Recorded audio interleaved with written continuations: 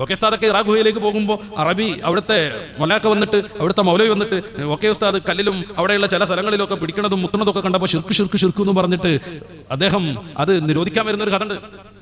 Iraq ഗുഹ കാണാൻ പോവാൻ. അപ്പൊ അവിടെ മുത്തും ഇവിടെ മുത്തും, അപ്പുറത്തെ കല്ല് തൊടും, അവിടെ മുത്തും, കുറച്ചേരം ഇരിക്കും, കരയും.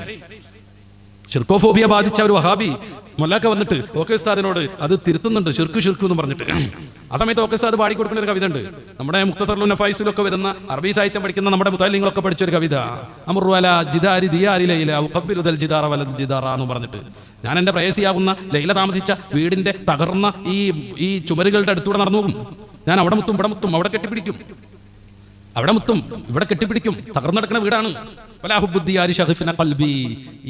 ഈ ചുമരിനോടുള്ള പ്രണയമല്ല എന്നെ ആർദ്രമാക്കുന്നത്. പിന്നെയോ വലാക്കിൻ ഹുബ്ബു മൻ സകന ദിയാറ, അവിടെ താമസിച്ച ആളുണ്ട് എൻ്റെ പ്രേയസിയാകുന്ന ലൈല, അവളെ കുറിച്ചുള്ള തരളിതമായ ഓർമ്മകളാണ് എന്നെ ഇതിന് നിർബന്ധിപ്പിച്ചുകൊണ്ടിരിക്കുന്നത്. നോക്കുമ്പോൾ പ്രണയപ്പാട്ടാണ് അത്. അറബി സാഹിത്യത്തിലെ ഉദാഹരണത്തിന് വേണ്ടി നമ്മുടെ ഗ്രന്ഥങ്ങളിൽ ഉദ്ധരിക്കുന്നു. ഓക്കെ അത് മറ്റൊരാവശ്യത്തിന് അത് അവിടെ മൊല്ലാക്കയ്ക്ക് വഹാബി മൗലവി കോതി കൊടുക്കുന്നു.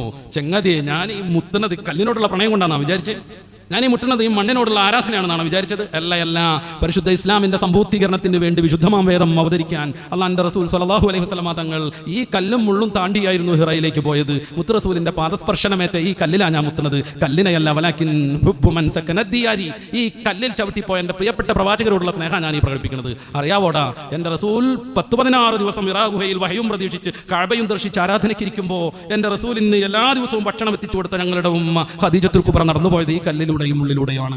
അവരുടെ പാദസ്പർശമേറ്റത് കൊണ്ടാണ് ഞാൻ ഈ കല്ലിനെ ചുംബിക്കുന്നത്. അല്ല, അത് ആരാധനല്ല. എവിടെ നിന്ന് കിട്ടി നിനക്ക് ഷിർക്കിന്റെ നിർവചനം എന്ന് പറഞ്ഞിട്ട് ഈ മൗലിയെ നിശബ്ദനാക്കുന്ന ജ്ഞാനസൂര്യൻ ഓക്കെ ഉസ്താദിന്റെ ചരിത്രം നമ്മുടെ മുമ്പിൽ